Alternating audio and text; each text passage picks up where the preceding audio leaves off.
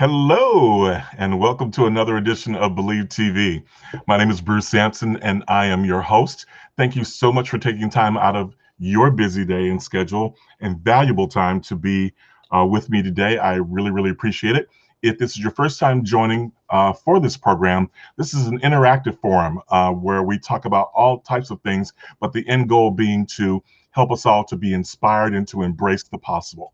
And I am so excited to have as a guest today on the program a dear friend of mine. I'm so lucky to call him my friend. He is an incredible singer, dancer, choreographer, producer, director. He's also an Emmy Award winner and an NAACP Image Award winner. Ladies and gentlemen, it is my pleasure to bring on the screen and welcome back to the show, Mr. Kye Brackett, the one and only. What up? What up? What up? How you doing? I'm doing great, my brother. You're looking great. Well, I'm trying to stay in the sunshine. Yeah. So let's start off by saying, how are you? Where are you? And what's happening? I am doing really well. I just had a beautiful banner birthday, and I am in Los Angeles, West Hollywood specifically, and trying to stay hunkered down, but still get my exercise in. Get my steps and all that, and holding my spirit together. That's a full-time job in these times. Right. Exactly. Well, as I said to you when I reached out to you to ask you to do the program, I said, I couldn't imagine ending the year without reconnecting with Father Kye. Like I had to. I have to hear your words of wisdom and and just connect with you because you always find ways to inspire me. And so I thought, I don't want to hold that just to myself, I want to share it with the world. So again, thank you for taking the time out to do this. Absolutely. It's my pleasure. It's my pleasure. So I don't remember exactly how long ago it was that you were on the program. My last real remembrance, and I could be missing something, was around the time when you were doing the Stoop Stories in New York, but that would have been pre-COVID. Yes, that was. I thought we did one during COVID. I thought so too. I couldn't remember specifically what we talked about. So that's kind of where I wanted to start from is, checking with you in terms of, I guess from a personal, professional aspect, how that's impacted you and, anything you want to share about that. Well, to be honest, it was challenging. It was really challenging in that, everything that I've worked my whole life for has been about bringing people together. And so basically the world turned into something that dispersed the energy of everything I've ever been working toward, because now the new norm is don't be together. And, and I also was about connecting with people. And so now I have to connect with this thing in front of me. And what was that like, and I went through a bit of time where just holding it together for myself kept me away from people, period. It did more than just keep me away from people out in the world. It kept me from people in my life a bit. And I had the blessing of having a high school ask me to come on to do a class for them about music. And basically I took them on a journey through different types of music. And it was also around the Black Lives Matter movement. And so what I started doing was creating a soundtrack that took them through different times of life and people that they may have heard of or music that they've heard of, they may not have known where it came from. And to expose them to different sounds and why this music is as it is, all this kind of stuff. Because, these kids had never heard of Shaka Khan. I'm like, what? Wow. Right, that says something, right? And so they had a great time, and I was, I didn't know what it would go over like or anything like that, and it's hard to read faces, and that's a new thing because I'm used to performing, and I can see you smiling, or I can see you falling asleep and wake you up, and do the things. But in cyber world, it's different, right? And so right after that, I felt good about it, but I didn't necessarily get a lot of feedback from it until yesterday, actually. And the teacher told me that the kids, that was their best thing all year of all the things they learned. Wow. And, because it felt, they felt like they were finally learning something in this Zoom thing, because it felt like it was speaking to them, because I had designed it for them specifically, not basing it on some curriculum that I needed to get handled. And maybe within the next couple of days, I had another one where I was asked to speak to a bunch of kids that had done a summer camp. So what this guy did was, he has a camp that he does every summer. And what he decided to do was punt and do it online and just make it work.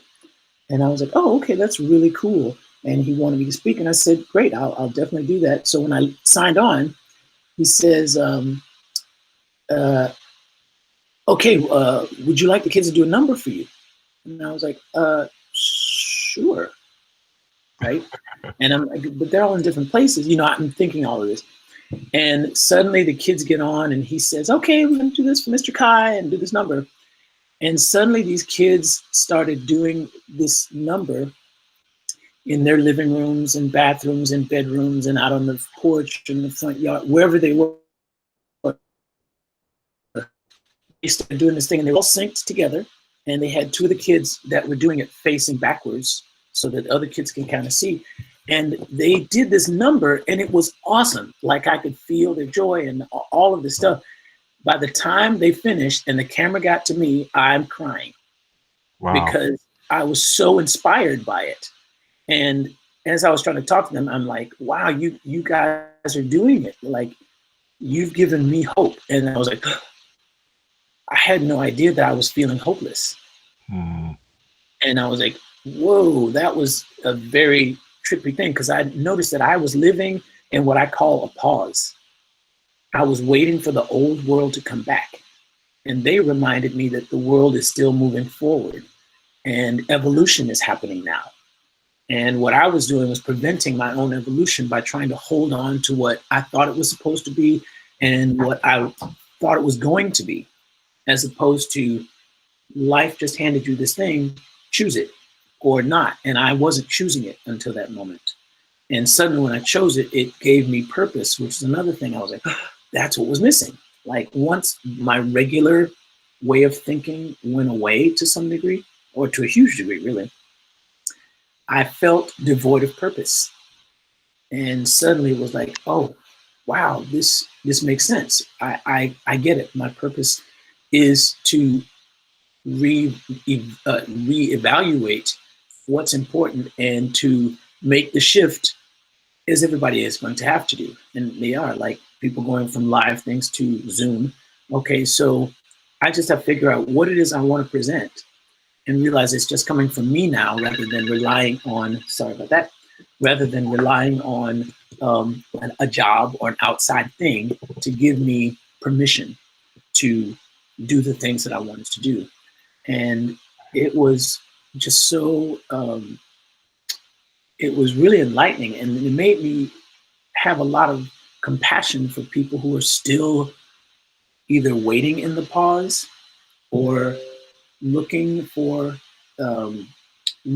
purpose in this time, and realizing that there's an edict in life: evolve or die, and the evolution is challenging because you have to move out of some things that you are comfortable with. And I think my comfort, or my lack of comfort with what was normally comfortable, is what was making me feel discomfort, if that makes sense. Like, everything that I was used to was kind of not fitting, and I just didn't like the fact that it wasn't fitting. And instead of me trying on a new jacket, I was trying to make this old one work, and it just wasn't right. And now that I've embraced it more, I can feel hope coming back in, and I realize the value of hope, because it fills in the blanks of the unknown. Like, I hope for a better tomorrow, And even if I can't see it, I can see it here and I can feel it here. And that's where I need to keep it present until it becomes real here. That's what it's always done. And that was something that I didn't, I recognized the necessity for hope and everything, but I didn't really get the value of it until it was something that I needed. And I recognized the lack of it before I recognized the value of it. And it was like, okay, now I have hope, because the new world isn't here yet. But as I sit here differently than I did a couple of months ago. Wow. Well, so that's what I was going to ask. How long ago was that? That was probably when I was feeling lowest, was probably the beginning of the mid to end of April. Okay. And I did this thing probably in June, the videos in June. So I spent like a good month or so, like from March to June, in the fear and all of that, and questioning my belief in it being the world that I wanted it to be. And after that, I was just like, great. I get to believe again and move into that and alter, keep my belief system, but alter what I'm choosing to believe in now, so that I'm still centered in who I am and trusting myself, but recognizing that now I'm designing the world from my space of me rather than designing it from an idea that I had before that was perfect for the world that existed before, but not so much now. Everything that my parents taught me and what school taught me and all of that happened outside of a pandemic. I'm the only one in my entire generation and of my parents and grandparents. I'm the only one that's had to deal with this. So I'm having to make it up right now. And people have made it up all through life. So I'm no different in that way. I'm just dealing with a different thing, because my brother went to Vietnam. What was that like? That was a different reality for him. And, people went through the civil wars and, civil rights and, people had to endure, Hiroshima being bombed and Pearl Harbor and, there's a lot in slavery and Jim Crow and all the things that people endured. And now it's my turn. I'm being challenged much like they have, and they survive through hope and belief in themselves and belief in this tomorrow that they get to create because they have hope and because they choose to believe in themselves. And that's something that I had to embrace. I didn't have to, I chose to embrace that hope.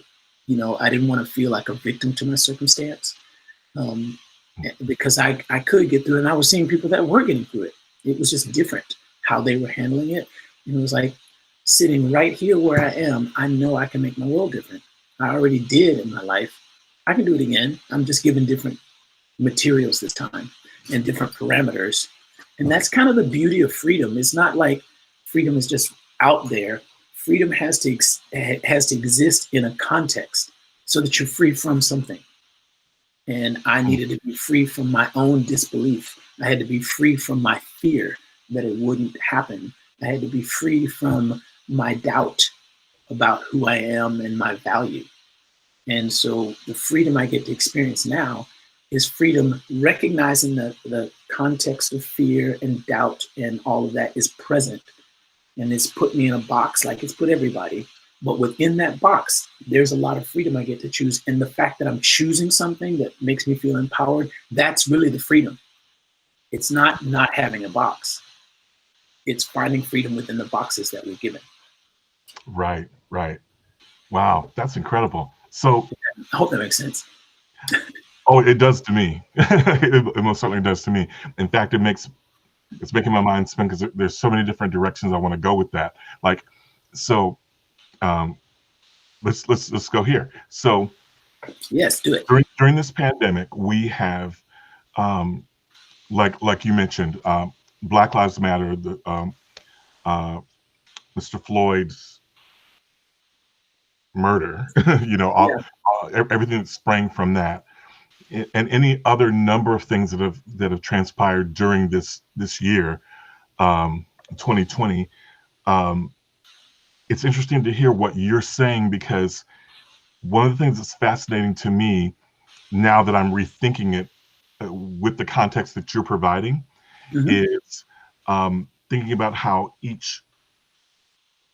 different communities and just people in general have responded to each of those things within this condition that we're in. You know what I mean? Yeah. So, again, the Black Lives Matter movement. Um, I'm sure you will agree with me, and you've had a similar situation that you've had encounters with people who, in a way, for the first time, are like going, "Oh, wow, I had no idea Sure. this was happening. I didn't really understand what was going on." For sure. And amongst those groups, some that were, "Oh, well, I'm with you. I'm an ally. I'm Sure. I'm on board now that I understand." Hmm. And others who were completely resistant to it, going, "No, I don't believe it. That's an isolated incident, or you're making it up, or whatever they tended to espouse." So, given what you're saying, um, like you gave other examples of Pearl Harbor, and other things that we had to deal with. So, Hmm. in the context of the pandemic, we've all had to deal with a number of things, and to Sure. figure out, so I guess what I'm trying to get to is, and maybe get you to expound on, is the idea of people's worlds changing within this pandemic, knowing that's in a way the framework of some of what's going on, and Yes. then um, having that shift of like that discovery of like, oh my gosh, I had no idea you were Hmm. going through this, because that then in a way demanded that you either, like you said, you have a choice now. Yes. Do you, you know? So I'll stop talking and I'll let you. I think you know what I'm Well, trying to say. what is the question that you wanted to know? Just your perception of that, in terms of what experiences have you had in interacting with people, because I'm sure people have come to you For saying, sure. For sure. enlighten me, help me Yes. through this. Well, interestingly enough, when this happened, I recognized that as far as the Black Lives Matter thing, that um, Black people got an opportunity to have their voices heard. They demanded to be heard. And I also recognized that it was very and often very uncomfortable for white people to sit in that. And there were factions of Black people that acknowledged that they were just tired of teaching people, tired of having to explain and all of that. And I realized that I wasn't tired of it. So I took that on. And I was like, okay, so I'm going to be the ally coach. And so come to me. If you're one of my white friends, I was like, come to me and let's have that conversation. Um, Interesting enough, little sidebar. Well, I'll get to that in a second. Um, but I'd have these uncomfortable conversations with them. And a lot of them would come to me and say, what do I do? And one of the things that I recognized was a very simple thing, which is one of the things you can do is believe me. First of Right. all, don't try and explain it away. Don't just believe me that what I'm telling you is real for me. It may not look right for you. It might be an isolated incident, but I've been in this my whole life. And what I'm telling you is not an isolated incident. So believe me when I tell you that. And just for a second, assume like, what if he is telling the truth? What does that actually look like? To allow you to understand what Black people are going through. You can't feel it and you can't know what it's like, but you can get more of an understanding of what it is like, or understanding of what it is, and you get a greater understanding of what you can do being where you sit. Like, for instance, it was difficult for me because I had a lot of friends who were lovely people. And some of the big disappointment was discovering that some of my allies were not, or some of the people I thought were allies were not. Some of my friends were not allies. Very disappointing. And this really brought that out a lot. And recognizing, secondly, that I have had a lot of people that I've known my whole life, and they knew they had racist grandparents and stuff like that. And those were great people to them, you know? And so I kind of gave them a pass for not speaking up, because I understand it's kind of hard to tell, you know, Grandma Johnson and Mima and them dolls to, you know, that this isn't right. But I recognized that that kind of passive behavior was part of the problem. You know, you were allowing someone else to put a boot on the neck of a people, and you stood behind and watched because it was Mima or Grandma Johnson, you know. And so things escalated, evolution. It was no longer cool to just not be racist. It was necessary for you to be anti-racist, because not being racist did not put you into action. Being anti-racist put you in action. And that's what was needed, was action. And so that was one quality of it. Another part of it was, I'd say, educate yourself. And after I said that like 3 times, and I gave like, you know, things that people should read and all that. But after I read it, after I did it a couple of times, I was like, well, you know, I'm telling them to read up on things, and I don't want somebody that's not Black to learn some stuff about Black culture that I don't know. Because truth be told, I was taught in a white school. I know what they know. As far as I'm concerned, slaves were brought over on the slave ships. Lincoln freed the slaves. We had civil rights, and here I am. That's what history looked like to me. Right. All that stuff between 1865 and 1965, I didn't know anything about, really. And I did all these names that I had seen and heard and everything. I didn't really know where they came from. And so I was like, dog, you need to educate yourself. So since I had nothing to do, I put myself in class. And every day I would read books about, you know, I got 2 sitting right here. One is called White Rage, and one is called The Color of Law, about how laws were designed to keep Black people down and all these things. And these are all stuff, they're not conjecture. They're actual books that are backed up by things that were written down historically. And in reading them, I got to learn a lot about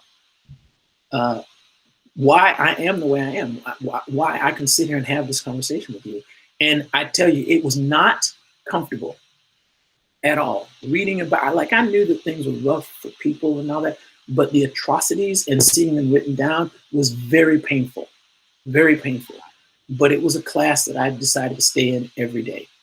And, you know, I watched a movie, I watched, like an autobiography or a biopic. I was reading books, you know, all the things. And I ran across something as well, which is, now I'm circling back to the thing I mentioned before. This guy, his name is Acho something, and he has this beautiful YouTube cast called Uncomfortable Conversations with a Black Man, in which he has conversations, or he answers questions that people may have, people that are not of color may have, about what's going on and why is this happening. And right after he did his first one, Matthew McConaughey saw it and was immediately like, I have to be on this show. And went there and came with pages, like, just, okay, so first of all, how about, you know, he was ready. And he would throw the questions out there, and he's had guests that were biracial couples. He's had people, white people that adopted kids of color. He's had the police force on one of them. He had a minister on one to address how the church has failed this movement, or how it stands, or how the church has been silent in all of this, and on and on. But it's handled beautifully. It's not, you know, Sister Soldier mad or anything like that. It is straight up. They go right into the conversations. One dude, Chip and Joanna Gaines were on there, and they brought their children. Hmm. So their children could be in this conversation as well. And through all of that, it helped me with being able to support my allies, the people that I knew were allies. But I also realized that I had cheated them in many ways, because there were things that, it's true for me, it may be true for many Black people, that when you have white friends, you may shield them from your pain. And I realized that I had done that many times. Like, I didn't engage in conversations because I felt like either one, they wouldn't believe it, two, they wouldn't want to hear it. Right. And three, that they wouldn't be able to deal with the pain of their feeling guilty, their guilt. I didn't want them to go through all that because they're my friends. I didn't Right. want them to feel that. And so suddenly I had to adopt what I call a ruthless compassion for their experience, because I felt it first and foremost that I should tell them there's something I've never told you before. And they were kind of like, well, what is it? And I said, well, the reason I haven't told you is because I didn't think you want to hear it. It didn't really, you might think it doesn't concern you. You may not believe me, blah, blah, blah, blah. And the truth is, what I have not told you is that your silence is killing my people. Is that, and they were like, actually, before I even said that, when I said there's something that I'm not telling you, one of my friends was like, well, what do you want us to know? And I was like, kind of touched by that, honestly, Yeah. because she suddenly shifted and was like, well, I trust you, and tell us, what do you want us to know? I was like, oh, okay, well, here. And then we got into this beautiful conversation that I had never had with anybody white, honestly, because I wasn't blaming them or any of that, because I was never a slave. They were never slave owners. The truth is, though, we are sitting in the same world together now. They have a past in it. I have a past in it. And recognizing that we now needed to do something together to fix that, because Black people need white people to move forward. White people need Black people to move forward. That's really how it is. You can't get around that, because we can't move past that. We need each other. And Black people can't end racism because Black people didn't start it. We need white people to end it. We can yell and scream, but we actually need the people who created it, started. And I'm not saying the people who are living now are the racists, but we live in a society that it's just like like air. It's all around us. And I even see me doing things that come from racist knowledge that I didn't expect, and I'm like, oh, wow, I just swallowed that from a child. I didn't even think any differently about that. How normal it was to have TV show after TV show after TV show after TV show have no Black people on it. And I thought that was normal, and it was weird when I saw Black people on it. It was cool, but it was weird. And now I'm noticing, especially in British TV, there's situations where they have multiracial casts and women in lead roles and stuff like that, and it doesn't bother me at all. And I'm like, wow, it could have been like this the whole time, and I had no idea. That evolution is occurring, and it's starting to be different, and I'm seeing it.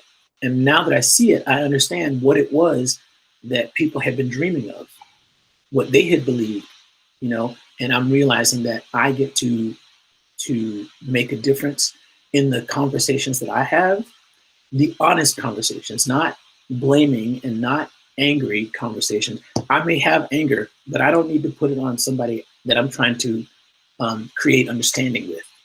That's not part of the conversation. It's not necessary. What's necessary is their understanding. And, people don't like being yelled at. I don't like being yelled at. So I can't yell at anybody that I won't understand me. And so for me to sit back, learn all that I need to learn, or at least learn a lot more than I did, and share it in such a way that people understand what has been in the back of my experience of life. Bring it to the forefront so they really know who I am. I'm not just a special Black guy. I am a Black man. No Right. more special when I'm, faced with a policeman who does not know me. The bullet will not ask for my resume. And that's something that's real for me. That I know that anytime I go outside, most people that were assaulted or killed by police, they didn't wake up that morning going, "Oh, I'm going to get killed by a policeman today." It was somewhere else in their experience, and suddenly it's real for them. So putting that reality into the hands of people who were willing to share that experience and sit with me in the discomfort, that was the greatest thing that I could ask. Was, you can't know what this is like, but I will ask you to sit with me in the discomfort until the discomfort passes. It's Yeah. like when you sit with somebody who's lost someone, or a friend of yours, she miscarries. You can't fix that, but you can sit with them in that discomfort until it goes away. Just be there for them and hear that. And for me, that creating that kind of um, compassion for someone is a beautiful thing. And um, that has been something that has grown for me, is this ability to understand that it is difficult for both blacks and whites and everybody else involved, just like it's been difficult for women and gay people. It's difficult, but I'm going to sit with all of them until we get the world that we want. And it may not happen in my lifetime, but I want to at least seed the fields so that the children after us can create the future that the people before us dreamed of, because we're not there yet. The America we dreamed of is not here yet. Right. And I believe that it's on its way. And I need to make sure that I keep the roads clean so it can come through. And I cannot do that without the knowledge that brushes away all these ideas that it can't be this way and it shouldn't be that way and it won't be this way or that way. I feel like there's beauty trying to come through, and I got to get rid of the stuff that ain't beautiful. Yeah. Basically. Exactly. Yeah. So, okay. So I want to, oh I hope man. I didn't tangent too much there. I hope I didn't tangent too much there. No, that was beautiful. It's just virtually everything you say makes me have 1,000 more things that I want to touch on. But um, so let's deal with this first. So going back, because I find this really interesting, because there are moments when I have felt this year um, like a man on an island by myself, in the thought, as a black man, of what you espoused, of saying, a lot of us that are tired, and you know um, they're like, no, I'm not holding your hand through it, and all of that, because I kind of took that same position of that you espoused, to saying, um, no, this is an opportunity. For And sure. if for 400 years we've been trying to get you to hear us and understand us, when you're finally willing to have the conversation, is not the time for me to walk away. For sure. That's the time For for me to sure. grab on and say, okay, Yeah. right? And Yeah. so one of the things I said, a dear friend of mine, Kelly Miller, who you may know, News and wife. Steve. Yeah. Yeah, so I don't know. Are you familiar with the group that she started on Facebook? No. It's basically an anti-racist forum that she's created, Good for and her. she disseminates every time she comes across a book or an article or a video or whatever it is. They share it, and then they speak weekly. They have these Zoom sessions where they discuss it, but it's a group of people that want to be allies and want to understand, and all of that. And I had her on, and one of the things she said to me was that she was grateful. She said so many of her friends, African American friends that she talked to, expressed that idea of, I'm tired. Like, Mhm. she's like, and I get it. And so if you're tired, I'll take the baton and I'll do what I can, Yeah. as best I can. And she turned to me and she said, I'm so glad that you're not tired. And I said, no, no, no, no, don't get it twisted. I'm tired. Yeah. I'm tired. I'm hurt. I'm angry. I'm all that stuff. Yeah. It's not like I'm shielded from all that, and it doesn't exist Yeah. there.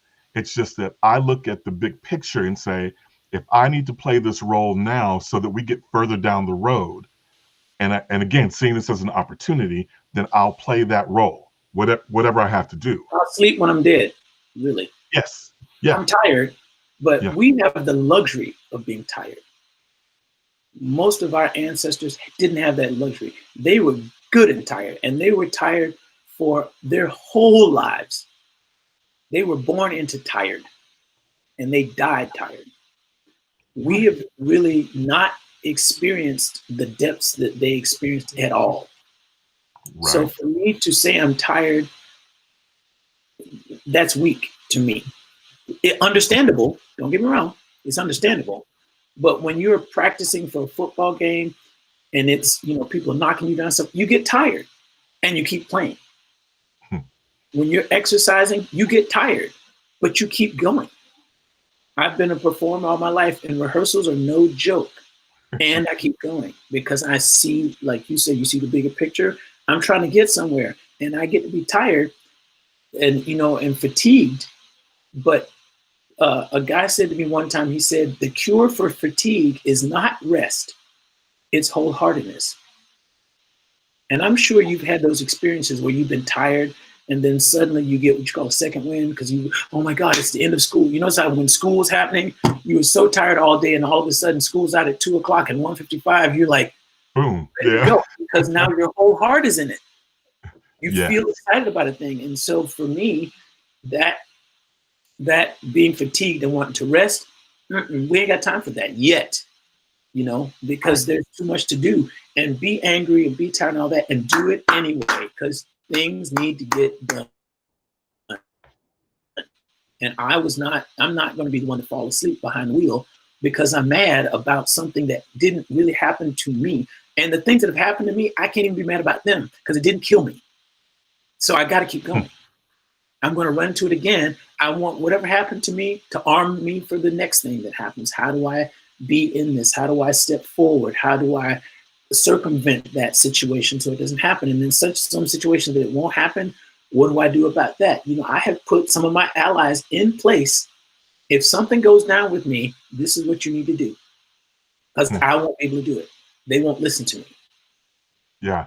And it's not that I can't do it, but I recognize that the box I'm put in prevents me from doing it. So the way that I find freedom in that box is to find someone who can advocate for me when I can't. That's just smart to me anyway. That's just smart to do, because it's not like white people have to save me or anything like that. But if somebody can get through the gate and it's not me, whoever can get through the gate, open the gate and let me walk through and then move out of the way while I talk. That's really another thing that I ask my allies to do, is like, get me in the room and then move out the way and shield me from those who would hurt me while I'm talking. Because that's what I would do if the shoe was on the other foot. And many times I have. I've noticed that one of the things that's really fun about being Black is knowing that a white person is never in an all Black situation by accident. Never. If they're there, they wanted to be there. Because if they were there and they didn't want to be there, they would leave. Because it's too weird. And most white people don't, I'm not saying all, but most white people don't know what it's like to be the only white person in an all Black situation. And most Black people know that. Most Black people have experienced that. And we also know that when a white person walks into that situation, that we recognize the discomfort and we end up taking care of them because they're in a situation that we know is uncomfortable. When we'd have white people come to our church, we really did a whole thing, or come to a dinner, if you're in a family and they show up, you know, somebody may get left, somebody may, you know, have a thing about it, but as a whole, somebody is going to grab your hand and make sure you're okay.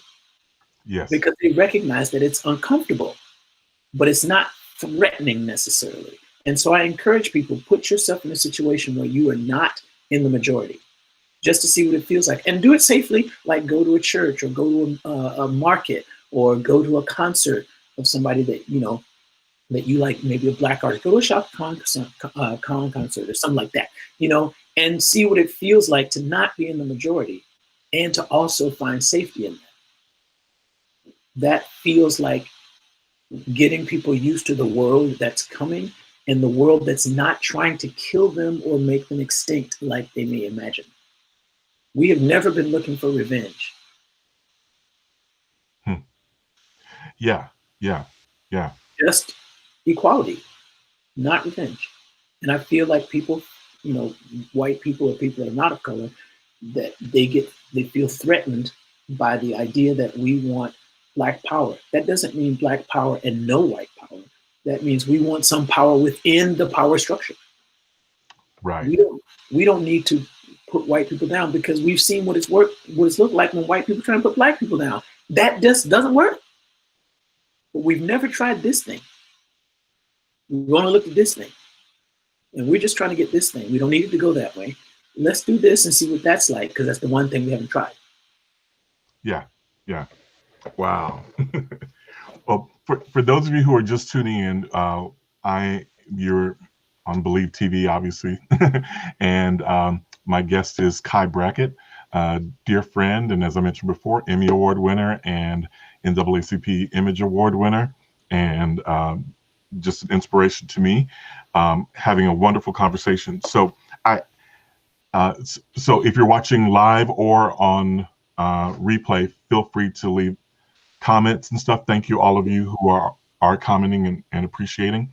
Yes, I want to say a big shout out to Baron and Karen from Germany. Thank you. I appreciate y'all watching, and comments were beautiful. And Doug Christie, you saved my life. You don't even know you did, but thank you for that. We will talk about that later. And great to see you on here. Awesome, awesome. So let me ask you this, because this is, at least for me, I haven't had this conversation much, or the opportunity to have this conversation much. But so we've been talking about this from the vantage point, or at least we began this part of the discussion from the vantage point of talking to our non-Black friends, right? Mm-hmm. And their discovery and all of that in this moment that we're living through, right? Mm-hmm. But talk to me about any conversations you may have had with other Black friends or people who don't necessarily see it the same way that you do, this moment and this opportunity. Yes. First of all, I'm not going to argue with them, because I feel like a lot of times that among Black people, you argue for a limitation. You're not looking at the big picture. You want what you see somebody else having, but I recognize that power over people doesn't work. Power with people does. And so really trying to wrestle the power from the people who have it, we don't necessarily know what to do when we get it, because we never had it. And people who get a freedom or a thing they've never had, when people get more freedom than they've ever had, when you're like, young, 15, 16, you get a lot of freedom, you screw it up. Or, somebody with a lot of money, they get a bunch of money all of a sudden and it goes away because they're just not used to what that's like. I feel like we want to get comfortable with the idea of what to do with this power we're fighting for. What do you do when your dreams come true? Some people are just not ready for that. They're just used to dreaming and putting that thing out there. And if it showed up, they're suddenly shocked by that. When they don't agree with me, I want to hear them. That's the main thing that I can do, is to hear them, because a part of the reason that and the thing that we fight or notice is that we're just not being heard. And I'm certainly not trying to be another person that doesn't hear them. So I listen to what they say, and I don't give in to their anger. I don't play that game, because that doesn't work. Yeah. When I let it go, the conversation dissipates after they come down off that thing. And then maybe we can get into another conversation. And then my conversations are just about questions, because answers are not creative. Questions are. So wow. Once I get into a conversation like that, I ask them questions about why they feel that way. Hi, Kiara. Why they feel that way. What would it be like if it was different than that, and different than the thing that they propose as well? What if it were not like it is, and wasn't like the thing you imagine? What else can you imagine?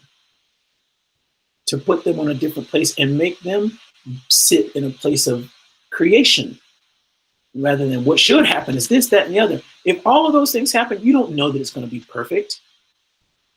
You know, these guys spent years writing a constitution that was amazing in so many ways, and it's still full of holes.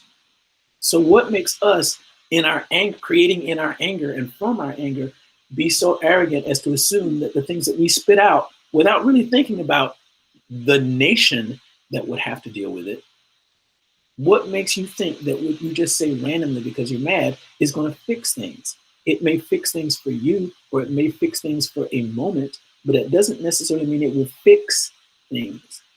So I really try to be in a space of creation with them, and creation requires questions and questions that they can answer, and I let them talk for as long as they want to. But I'm not trying to convince somebody that they need to change their mind to do a thing. I am trying to make them aware that there is something else. You know, there's a great quote that this Werner Erhard said, there's something you don't know, the knowing of which could change everything. I don't know how to speak, Hindi. I don't know where Jimmy Hoffa was buried. I don't know what happens after we die. I don't know calculus. I don't know, what it's like to be a woman. I don't know what it's like to be a slave. But these are things I know I don't know. And what would my life be like if I did know them? It would change everything, or it could change everything. Yeah. So recognizing that with everything that we think we know, there's something you don't know, the knowing of which could change everything. And you can't know that unless you ask questions. You can't know what you don't know unless you ask questions, period. Yeah. Yeah. Wow. And scene. And so, okay, so thank you for that. So I don't know if you're familiar with my my Unity Summit, or my Unity virtual summit that I did, I guess maybe a few months ago. But the idea was, so I'll give you the whole thing as fast as I can. So Okay. the idea was, about a year ago, maybe a little more than that, I began something in my hometown community, which has a major history of kind of being, the center place of a lot of segregation, integration, civil rights movement, like right in the heart of it, right? Sure. Home of the Klan, home, the birth of the Deacons for Defense, and any number of other things, right? Yes. So in this community that has that's steeped in a lot of separation, segregation, my goal was to try to basically create environments and events where we could bring people together, turn down the temperature, and create an environment, an atmosphere where we could have these discussions, and we could actually listen to one another, hear each other, and find a way to come together, unity being the goal of, Yes. of coming together. And so I'd done some, a few little meetings here and there with like 20 people here, 30 people there, whatever, in last year, maybe the year before. So I was hoping to amp that up this year, and then COVID hit.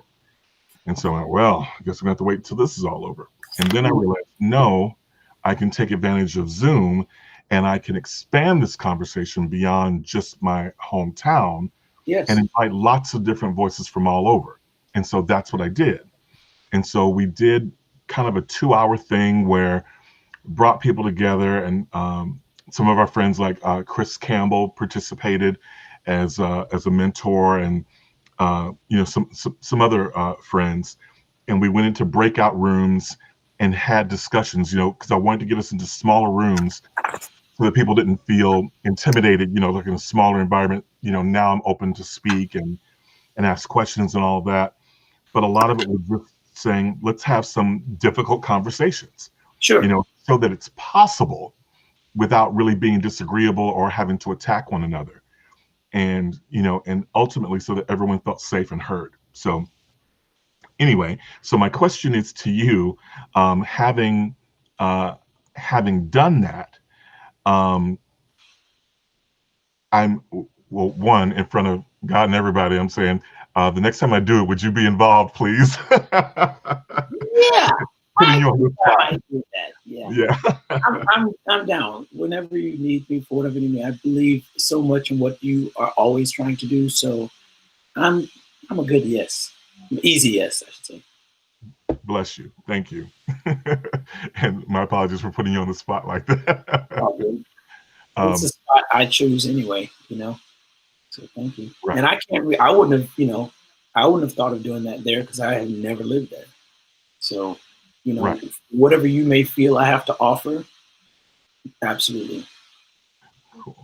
So let me ask you this, because I was actually having a conversation this morning with a friend, and I was kind of going through the whole thing about saying, yeah, I'm tired, yeah, whatever, but you know, got to press on, got to press forward, and like you said, plant the seeds wherever I can, Hmm.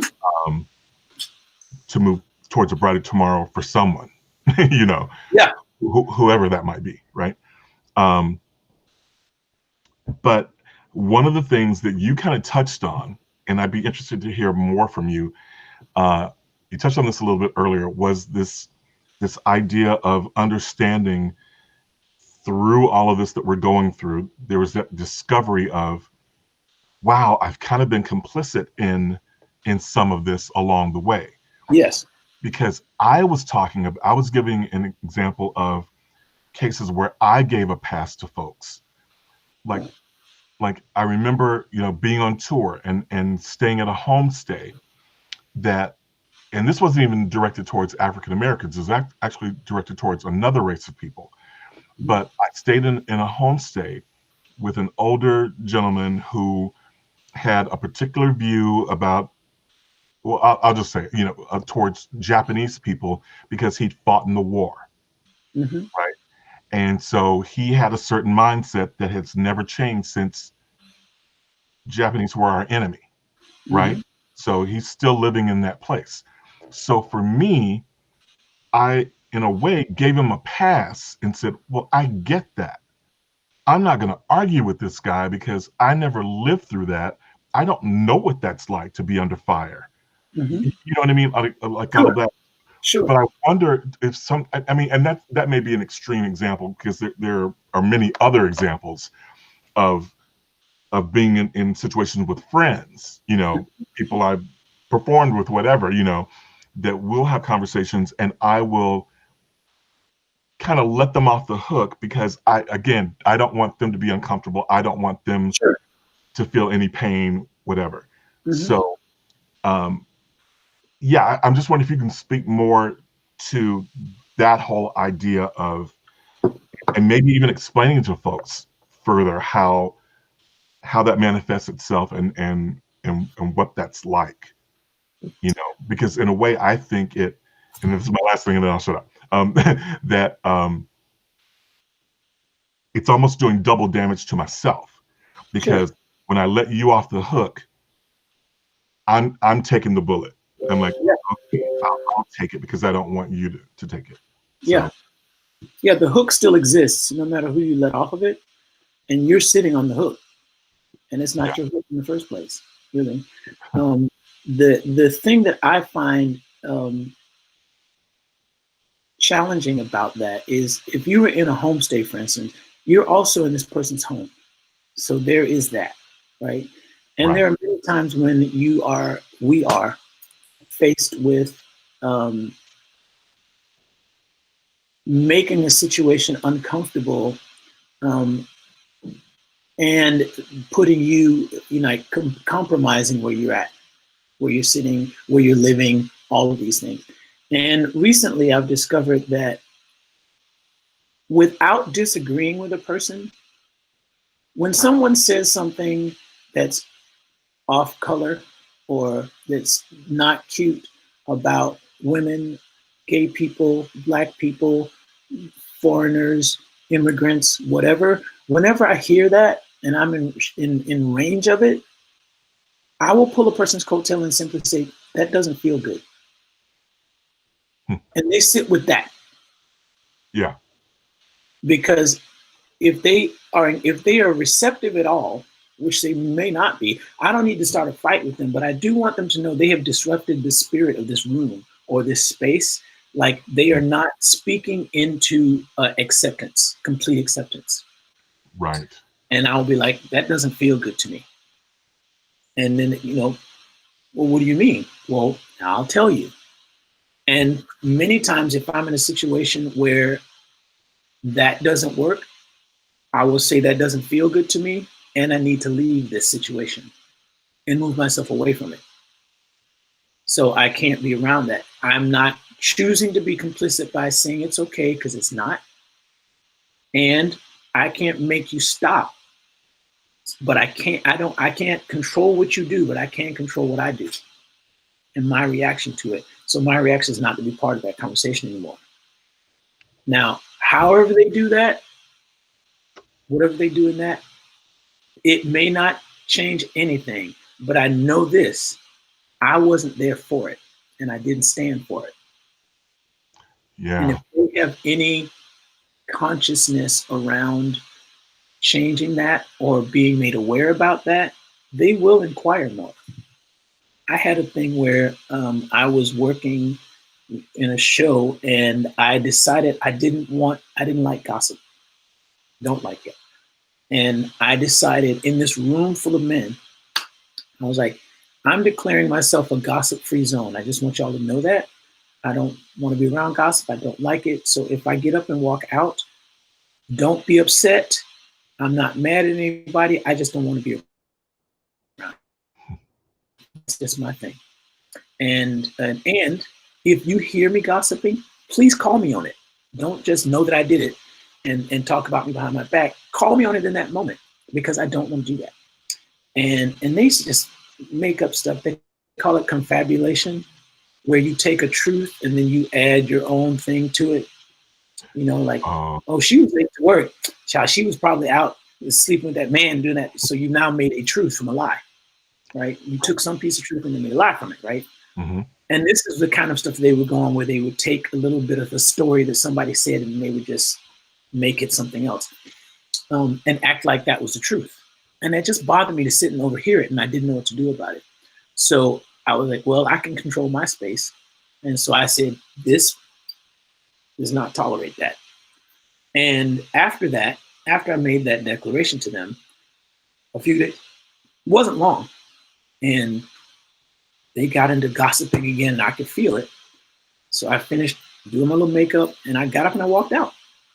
And I never walk out unless it's the show starting, right? I picked up me a book and I walked out.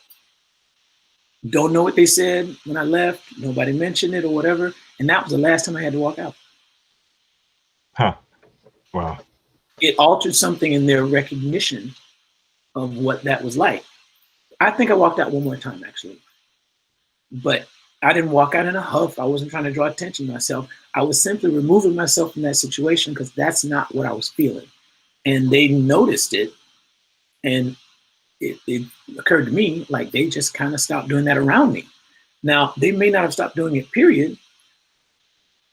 That's fine. They won't do it around me. Right. That's right. One. So somebody else may learn from that and decide, one day that's the way they feel. And they've got something modeled as to an alternative to choose, rather than not being complicit and yet also doing something about it. Yeah. Being proactive, not being complicit and being proactive without being adversarial. I didn't need to start a fight about it. I didn't need to call nobody out their name. I didn't need to do all that. The problem was gossip, no matter who did it, even if it was me. And I'm trying to change that. So I'm changing it in me, and I'm putting myself in situations that don't promote that. If I have to go sit outside and do that, I'm gonna go sit outside and do that. Yeah. And that may not work in every situation, but it's certainly good practice, to start with, to figure out things that work in more situations. And that worked for me so well that, for me, I was like, okay, just recognizing that that's true for me and speaking up gently, you know, firmly. Like that doesn't feel good to me. And not yelling over there, that don't feel good to me. No, it's not that. Just, you know what? That doesn't feel good to me. I didn't really appreciate that. No. Cool. And they know Yeah.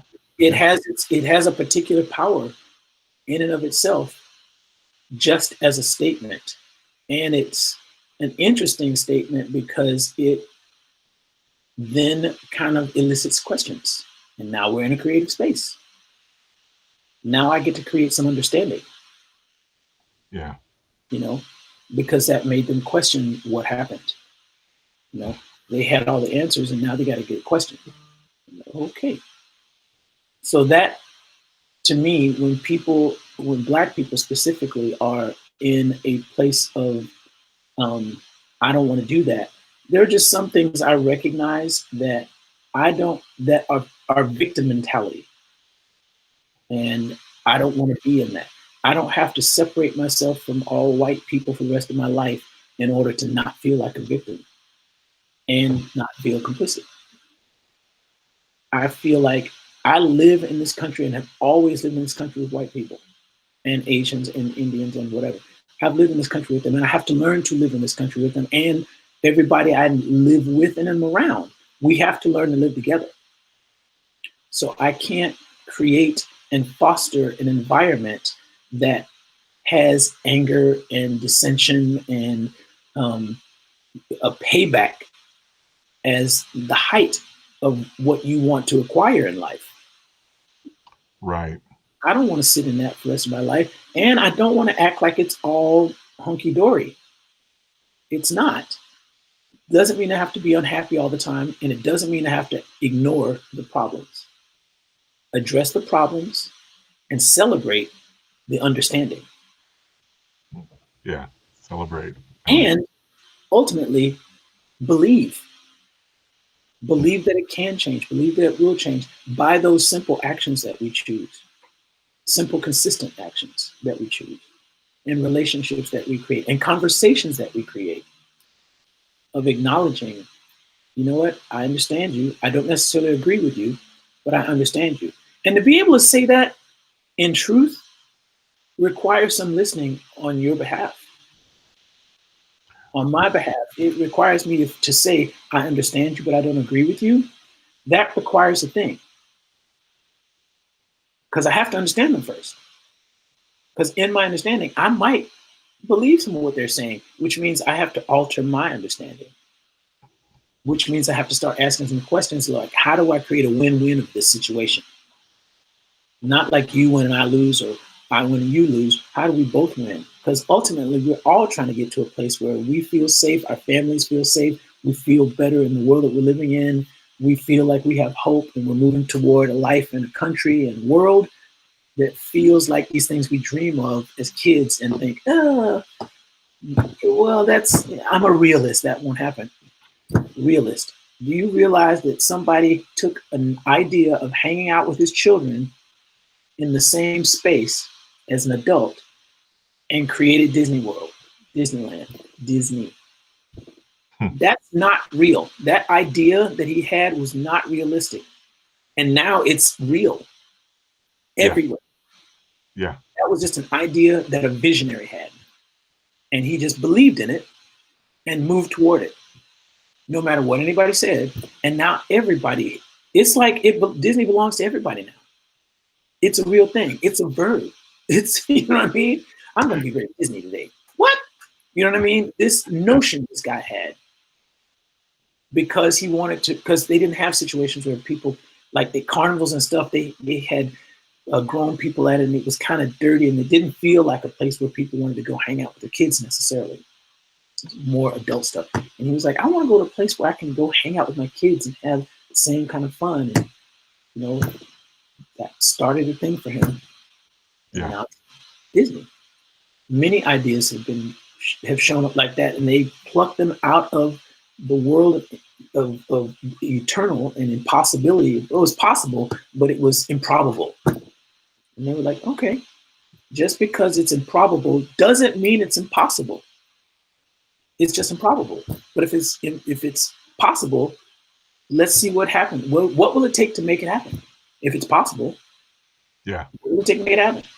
And I believe that racial equality is possible. It doesn't seem probable all the time, but I'm not worried about whether it's probable or not. I want to head toward the possibility of it and everything that exists around that possibility. If it's possible, what would it look like? And start living my life like how it would look. So somebody else would get an idea. Oh, wow, that's what it could look like. That's what it could look like. Yeah. Yeah. Exactly. Thank you so much. Sure. Appreciate you. I appreciate you asking me and giving me the opportunity. It's awesome. Definitely. I was actually going to end by asking you. I mean, we're actually a little bit over time, but I was going to ask you. Since we always try to um, be inspirational in this space and embrace the possible and all of that, but could you leave us with some words to that effect? But I feel like you just did. But I want to give you the opportunity if there's anything else that you want to share as we move towards the end of this year and the beginning of a new one, and hopefully, a new chapter in our lives or whatever. There's anything else that you wanted to say?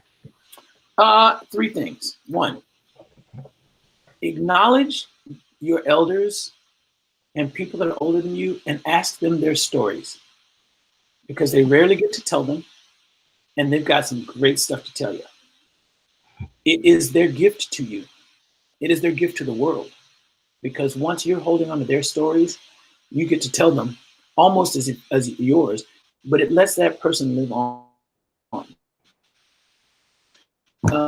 Two, this has been a trying year for sure. And a lot of awful things have happened, uncomfortable and all of that. But if you are still here, there are probably some blessings that existed in this year that you wouldn't have seen coming.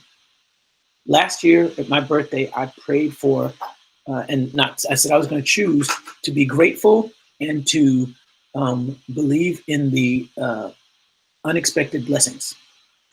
And I challenge you to take a few moments to recognize and acknowledge the unexpected blessings that showed up in this year.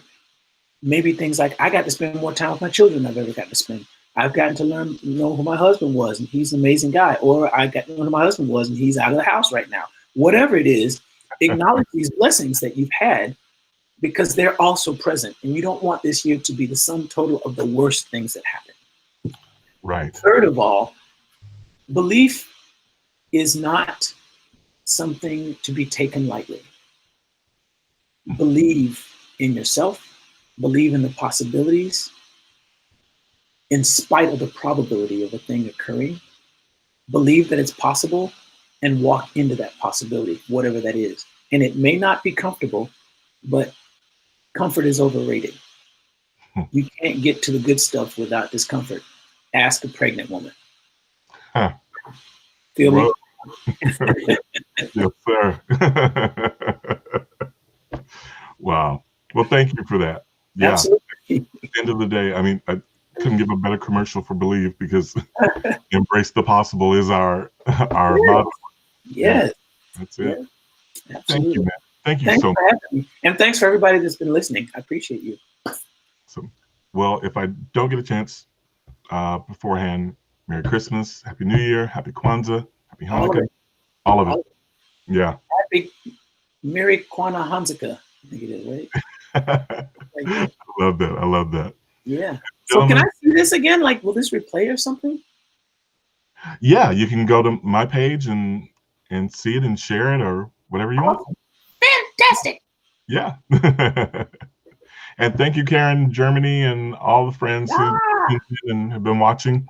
Karen, make sure you drink some Glühwein for me. I love Glühwein. Alrighty, folks. We will see you all next time on Believe TV. Embrace the possible. Take care. Live long and prosper. That's awesome.